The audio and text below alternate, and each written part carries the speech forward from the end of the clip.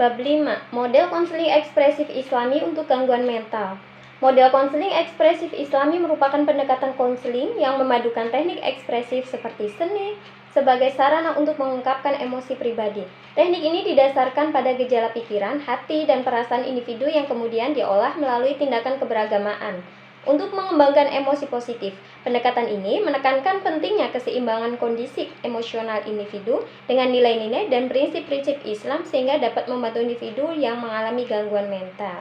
Pendekatan ini berfokus pada pemulihan kesehatan mental secara individu, tetapi juga bertujuan menciptakan situasi kehidupan yang harmonis dalam masyarakat, baik di lingkungan keluarga maupun sosial. Dalam prosesnya, model ini mengutamakan penerapan sikap, peran, serta nilai-nilai esensi kemanusiaan yang menitik beratkan pada kedamaian hati, pikiran, dan perasaan. Oke, teman-teman semuanya, pada kesempatan pagi yang berbahagia ini, izinkan saya untuk menyampaikan beberapa hal yang terkait dengan konseling ekspresif Islam. Ya, pada bab 5 ini, teman-teman tadi sudah mendengar cuplikan ya, apa di paragraf pertama ya dan paragraf kedua itu dijelaskan bahwa untuk menjaga kesehatan mental itu diperlukan adanya aktivasi peran, sikap, pengetahuan, dan kesadaran diri bagi individu yang mengalami kondisi tersebut. Gangguan kondisi emosional pada diri setiap individu itu memiliki potensi untuk tingkat kecemasan atau tingkat stresnya. Tetapi dari setiap potensi yang dimiliki oleh setiap individu itu berbeda. Jadi setiap individu itu pada intinya punya kondisi gejala emosi yang kurang stabil ya. Artinya hal ini juga dipengaruhi dengan adanya proses perkembangan dan pertumbuhan baik dari sisi fase maupun dari fase pengalaman hidup dan lain sebagainya. Sehingga pada kali ini teman semuanya untuk menjaga kesehatan mental kita, apa yang harus diperhatikan adalah kondisi lingkungan kita.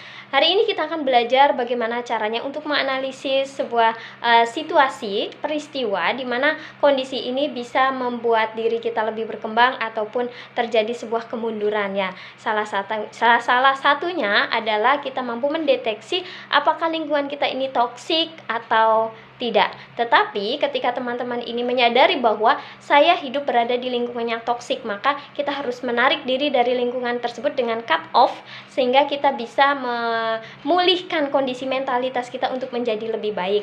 Dan alangkah baiknya ketika teman-teman juga memahami bahwa kondisi mental sehat itu dipengaruhi dari jiwa yang sehat ya. Otomatis ketika kita memiliki jiwa dan potensi yang sangat potensial ya, kemudian juga kita mampu untuk memanage dengan baik, mengendalikan diri dengan baik, maka kita di situ bisa membaca adanya situasi dan kondisi yang baik dan juga efektif untuk meningkatkan pertumbuhan kemampuan baik secara sadar maupun tidak sadar. Ya, kita sadari ataupun yang tidak kita sadari atau belum ya. Kemudian untuk teman-teman semuanya yang sudah bergabung di ruang virtual, kita juga akan mengedepankan bagaimana sih cara-cara ekspresi beragamaan ya. Jadi ada sebuah teknik di mana teknik ini yang sudah dirujuk dari pendekatan terapi Gestalt, itu turunannya adalah empty chair ya. Teknik bangku kosong di mana seorang konselor atau konseli mampu memainkan dua arah ya. Konsepnya adalah psikodrama. Jadi ketika teman-teman sebagai klien, maka gunakan teknik cermin di depannya ataupun di belakangnya. Jadi kita butuh dua cermin ya, antara depan dan belakang. Kemudian juga dibantu dengan adanya keterangan ya, bahwa meja yang di depan kita ini adalah mejanya klien, kemudian yang kita duduknya adalah mejanya sebagai konselor. Ketika teman-teman berada di posisi konselor, maka bagaimana ekspresi kita sebagai konselor itu menangani seorang klien yang sedang menghadapi masalah. Kemudian juga ketika kita berperan ya, role play-nya itu kita berganti sebagai kliennya, maka apa yang harus kita lakukan ketika kita berada di posisi tersebut. Nah, salah satu teknik empty chair ini dibutuhkan adalah imajinasi yang tinggi. Jadi teman-teman jika belum memiliki cara berpikir bisa membuat film dalam memori, teman-teman teknik secara berganti. Konseling ekspresif Islam di sini lebih menekankan bagaimana ekspresi teman-teman dalam meneliti spiritual keagamaannya. Ya, ritualitas keagamaan itu sering kita lakukan seperti halnya membaca Al-Quran, kemudian sholat, kemudian juga zikir, puasa, ya, dan kegiatan ekspresi lainnya bisa dilakukan dengan adanya sebuah tindakan, ya.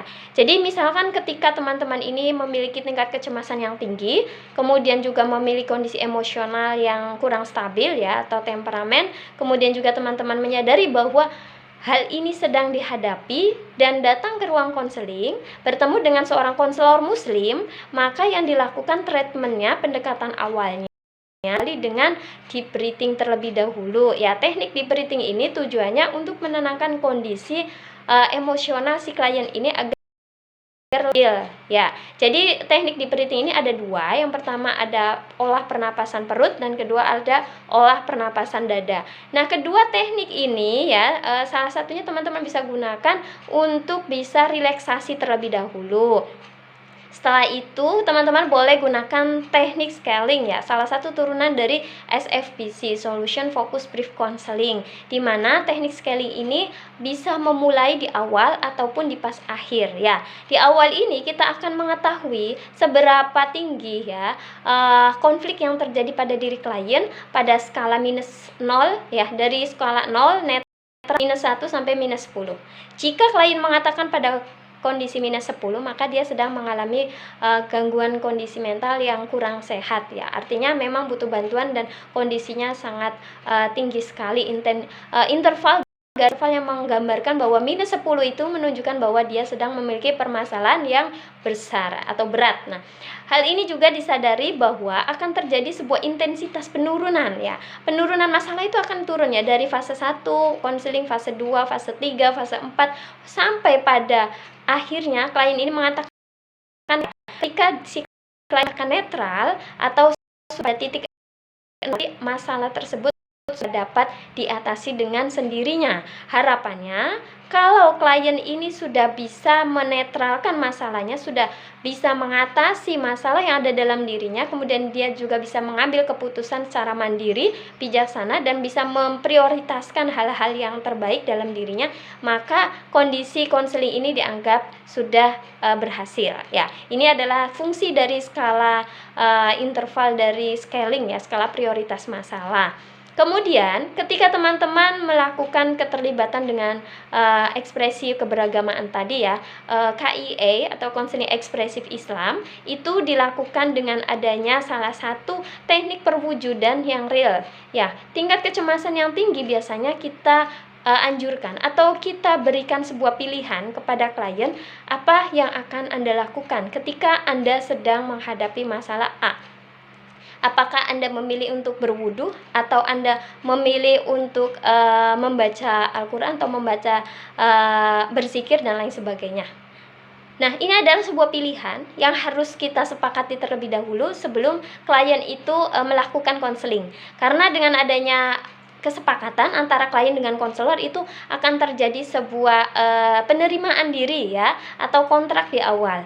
Kemudian kalau teman-teman sudah melewati fase tersebut, maka nanti teman-teman juga bisa menemukan bahwa klien itu akan memilih apa yang dia inginkan. Yang pertama stepnya adalah dia melakukan berwudu terlebih dahulu untuk menenangkan kondisi psikisnya, untuk menenangkan ketenangan batin yang ada dalam dirinya, ya. Ini adalah salah satu klien yang mengalami tingkat kecemasan yang tinggi. Kemudian yang kedua, setelah itu kita ajak dialog terlebih dahulu apa yang harus dilakukan. Oh, saya lebih suka untuk membaca Al-Quran. Oh, saya lebih suka untuk menenangkan diri dengan berzikir, ataupun saya lebih suka untuk sholat terlebih dahulu.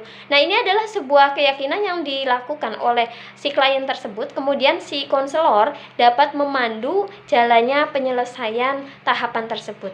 Ketika sudah selesai melakukan ritualitas yang dia yakini bahwa ini adalah salah satu konsep keyakinan secara utuh, ya, secara holistik antara hamba dengan Tuhan, dia sudah menyerahkan segala apa yang ingin menjadi harapannya dengan kenyataan yang terjadi, maka nanti konselor dapat memandu dengan adanya skill, kemampuan secara spiritual, kemudian ada kemampuan teknik secara linguistik dan diksi yang tepat untuk bisa membantu klien dalam mengambil keputusan. Ya, teknik-teknik berikutnya akan terjadi adanya salah satu teknik di mana teknik ini sangat efektif, yaitu diantaranya adalah dari teknik KEI ini akan melahirkan sebuah pemahaman dan pengetahuan dan hasil yang lebih optimal.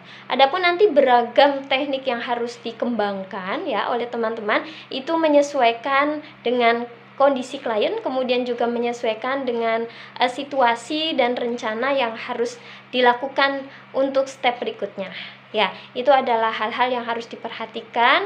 Nanti kita akan bertemu di kelas offline ya minggu depan. Teman-teman persiapkan dengan partnernya, lalu kita akan mencoba untuk mengimplementasikan teknik konseling ekspresif Islam. See you next time. Thank you so much.